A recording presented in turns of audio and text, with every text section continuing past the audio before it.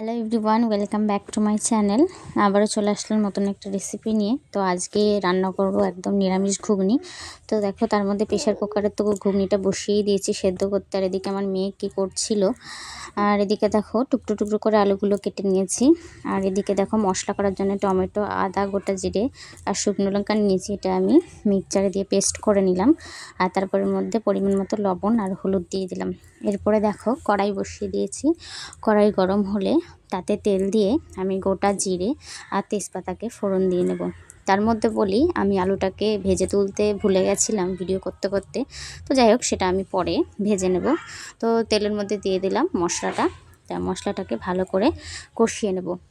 মশলাটাকে কিন্তু ভালো করে কষিয়ে নিতে নিতে আমি অন্যদিকে তেল দিয়ে আমি আলুটাকে ভেজে তুলে রেখেছি। তো দেখো এদিকে আবার মটরগুলো কেমন সেদ্ধ হয়েছে সেটাও তোমাদের একটু দেখাই। মটরগুলোকে আমি সেরকম বেশি সেদ্ধ করিনি।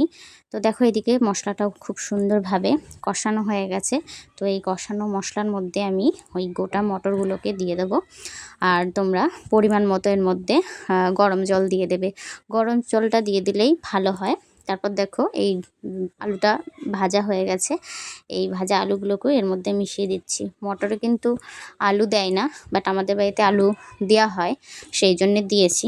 তো দেখো এরপরে 10 থেকে 15 মিনিট মতো আমি রান্না করে গরম মশলা গুঁড়ো মিশিয়ে আমি ঘুগনিটাকে পুরো সম্পূর্ণ রেডি করে ফেলেছি। তো আমার রেসিপিটা কেমন লাগলো অবশ্যই তোমরা কমেন্ট করে জানিও। এই যেরকম দেখতে হয়েছে। আর তারপরে বলি যে ঘুগনির সবথেকে মানে প্রিয় আমি যে ঘুগনিটা রান্না করেছি খাবারের যে মালিক, তার কেমন হয়েছে লেগেছে বলো? সেটাই তোমাদের সাথে একটু সত্যি শেয়ার কথা করলাম। বলবা, একদম মিথ্যে কথা বলবা না। ভালো হয়েছে, এটা ভালো, কিন্তু টেস্টি টেস্টি ইউটিউবে চলে যাবে কিন্তু। হলো, ভালো হয়েছে, যেটা ভালো হয়েছে সেটা ভালো হয়েছে। ঠিক আছে, এই যে তোমরা সবাই শুনলে যে ভালো হয়েছে বললো। হ্যাঁ, সবসময় বলে কি আমি নাকি রান্না করতে পারি না, আমি নাকি মোবাইল দিয়ে ভিডিও করলে নাকি রান্না ভালো হয় না। তাহলে আজকে ভিডিও করলাম, ভিডিওটা ছাড়বো, তোমরা সবাই দেখবা, তাহলে রান্না ভালো হয়েছে। ঠিক আছে।